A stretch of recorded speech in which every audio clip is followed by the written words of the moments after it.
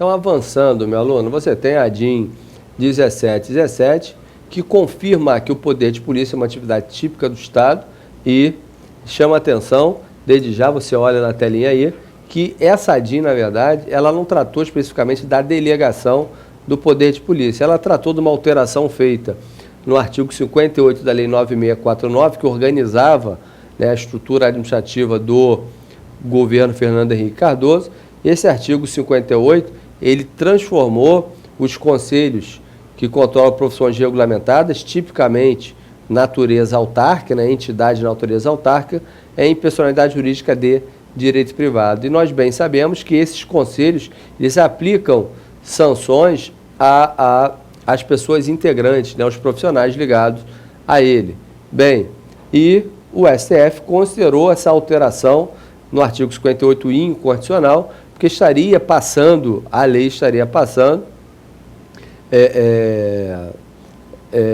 como é que eu posso dizer, o poder de polícia para uma entidade com personalidade jurídica de direito privado. E, como o poder de política é notoriamente uma atividade própria ou típica de Estado, e essa formação, podemos chamar assim, essa formação jurídica seria inexistente no nosso ordenamento, tudo bem? Então você tem uma consignação, estou trazendo aí mais um detalhe do julgado para você e servindo aí certamente fundamentação numa eventual prova que você venha a enfrentar.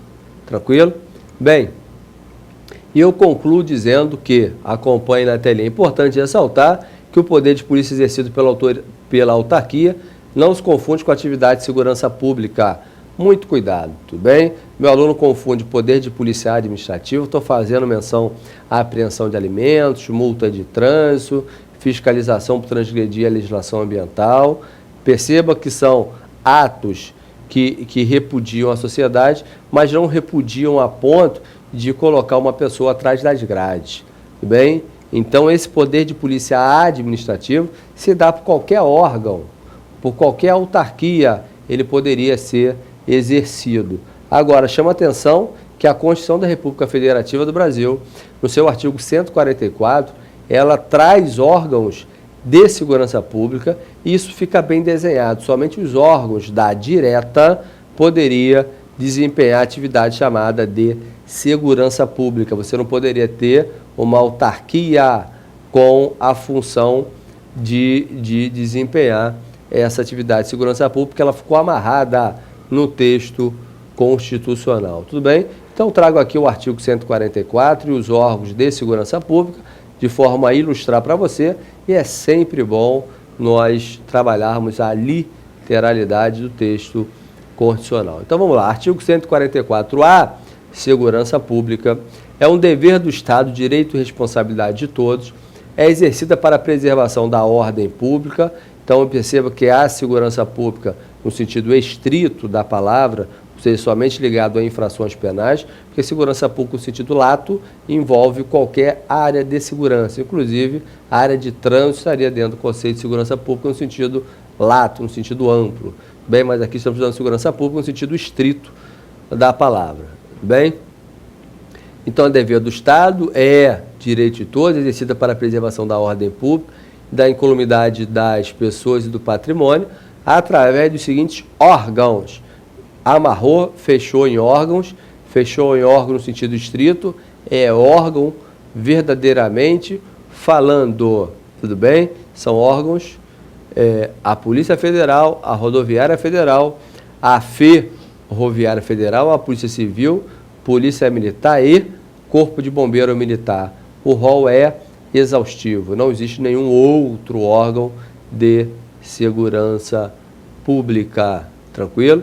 Bem, avançando ainda nessa viagem sobre o objeto da autarquia, eu venho trabalhar com você a zona de certeza negativa, aquilo que a autarquia não poderia desempenhar. Para que nós não fiquemos apenas num pequeno comentário, eu resolvi forçar isso para você. Bem, desde já eu chamo a atenção para o seguinte: a atividade típica do Estado, ela não está aberta ao empresariado. Você não pode ter o empresariado exercendo poder de polícia, você não pode ter o empresariado, por mais rico que seja, por maior que seja a estrutura da sua empresa, exercendo intervenção na atividade econômica, na ordem social, fazendo a atividade de fomento, ou seja, se fazendo de Estado. Bem, esse é o primeiro comentário. Então, a livre iniciativa é ela que é destinada ao empresariado, atividades que não são típicas do Estado. O Estado, hoje, ele é gerencial, ele é gerente, ele é cabeça, ele não é corpo, ele não executa, ele fiscaliza, ele controla, ele regula o mercado, tudo bem? Então é dessa forma que você tem que visualizar o que está na zona de certeza negativa, tudo bem? Então me acompanhe, eu trago um texto para você e digo, olha, se você olha para o texto condicional, a regra em matéria econômica, na ordem econômica, no título da ordem econômica, seria a livre iniciativa. E isso você encontra no artigo 170 aí, seguintes da Constituição. Tranquilo? Trago aqui uma curiosidade, que eu tenho muito medo de você errar em prova, de você ser muito antiquado. A Caixa Econômica Federal, criada em 1800, que exerce atividade econômica, surgiu como autarquia, né? E hoje foi transformada em empresa pública federal. Caixa Econômica não é mais autarquia há milhares de anos. Tudo bem? Tranquilo? Então, Caixa Econômica é empresa pública federal, porque você não pode ter o Estado exercendo a atividade econômica em regra, pelo menos não dentro da sua estrutura, você não poderia ter, ou com personalidade jurídica de direito público, seria atentatório contra a livre iniciativa constitucional. Ou seja, você não pode dar ao Estado, quando ele for exercer atividade econômica, prerrogativas de poder público. Ele tem que parecer com o Estado, ele se relaciona com as outras empresas com igualdade. Essa seria a ideia do Estado quando se prestar a ser empresário. Agora, chama atenção que só vai ocorrer em casos excepcionalíssimos. Bem, vamos tratar agora do patrimônio da autarquia. Você bem sabe que o artigo 98 acaba com a discussão acerca da natureza jurídica dos bens da autarquia. O bem é público ou o bem não é público? O artigo 98 diz assim, olha, todas aquelas entidades que têm personalidade jurídica de direito público têm patrimônio público. Todas as demais têm patrimônio privado. Então, se o patrimônio da autarquia é público, desde já, chama atenção para as características dos bens públicos que eles vão se aplicar aos bens de uma autarquia. Tudo bem? Então, trago isso para você e já vou mostrar a literalidade do artigo 98 do Código Civil para você desestressar e ter mais esse conteúdo jurídico. Então, me acompanhe na telinha no artigo 98. São públicos os bens do domínio nacional pertencentes às pessoas jurídicas de direito público interno, bem, União, Estados Federal e municípios, suas autarquias e fundações.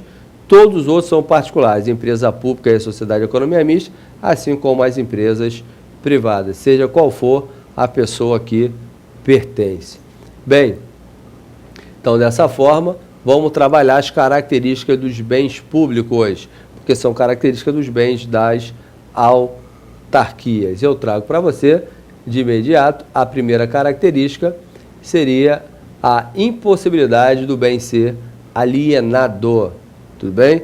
Quando nós falamos de que os bens das autarquias ou da fazenda pública, da fazenda nacional, são inalienáveis, muito cuidado, já temos autores como José dos Santos Carvalho Filho, trabalhando uma expressão mais adequada, na verdade, que ele chama de alienabilidade condicionada, porque nosso ordenamento jurídico, ele trata da forma que você poderia alienar um bem, ainda que público fosse. Ou seja, existem condições para você alienar um bem público.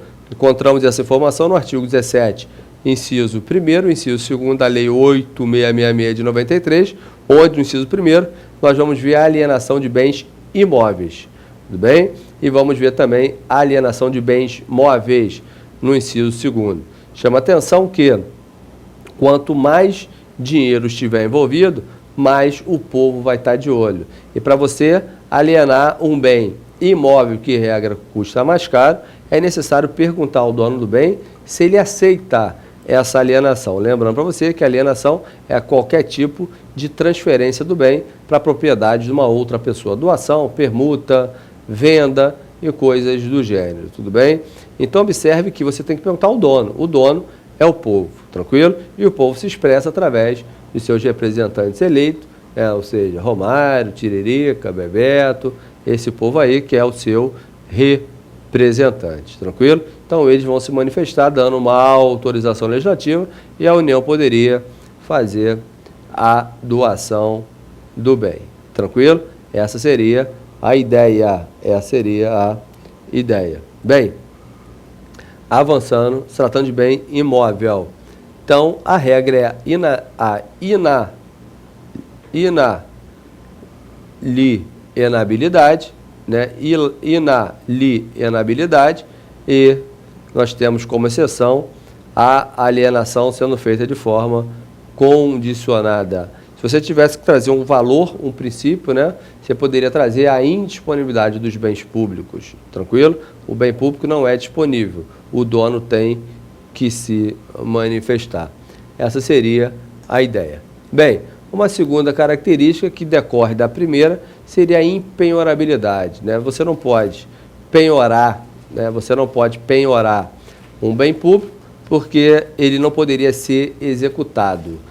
Se o bem é inalienável, você não pode executar o bem. Então perceba que uma autarquia, quando está em juízo, ela, quando é chamada, né, o juiz não menciona para ela o que normalmente menciona um particular. Particular, pague ou nomeie bens à penhora. Né? Normalmente a autarquia é chamada e pergunta se ela quer recorrer, na verdade, daquela decisão, não fazendo num prazo determinado no Código de Processo Civil. Nós vamos estudar isso, os privilégios processuais. Ela tem 10 dias para se manifestar, ela é chamada, ela é citada para isso, não fazendo nesse prazo, aí vão se inscrever os débitos dela, né? O presidente do tribunal vai remeter uma informação para o executivo, e ali aquele beneficiário de qualquer tipo de indenização vai entrar na fila do precatório. Então não existe a possibilidade de você gravar os bens de uma autarquia com a penhora, tudo bem? São impenhoráveis, uma vez que são inalienáveis, né? Porque a penhora é uma garantia. Não pagou, vende-se o bem e reverte-se em pecúnia para o beneficiário. Isso não é possível, né? Eu coloco aí para você, né? O bem público, portanto, é indisponível. A autarquia paga os seus débitos através do sistema do precatório. Eu trago aqui o artigo 100 para que você tenha uma ideia do que é o sistema do precatório, para que a gente possa crescer no tema. Bem, o artigo 100 diz assim, ó, a exceção dos créditos de natureza alimentícia, ou seja, nos créditos de natureza alimentícia, existe uma fila em separado, tudo bem? Também está ligada à dotação orçamentária. Existe uma fila em separado para se receber os créditos de natureza alimentícia. Os pagamentos devidos pela Fazenda Federal, Estadual ou Municipal, leia-se União, Estado Federal e Município, suas autarquias e fundações, isso é a Fazenda, em virtude de sentença judiciária, farão exclusivamente na ordem cronológica de apresentação dos precatórios e a conta dos créditos respectivos. Ou seja, o presidente do tribunal passa a informação para quem está montando o projeto de lei orçamentária, que é o chefe do executivo, e ali vai haver uma dotação para pagar os débitos da Fazenda Nacional. Aí ele diz que é proibida a designação de caso ou pessoa, a aplicação da impessoalidade total, quem chega na frente recebe na frente, independentemente dos casos, e nos créditos adicionais abertos para esse fim. O crédito adicional seria uma espécie, né, de dotação feita. Tranquilo? Bem, eu trago para você mais algumas informações nesse slide e na próxima aula vamos trabalhar também a requisição de pequeno valor, que é uma possibilidade de você receber sem entrar na fila do precatório. Um abraço e até a próxima.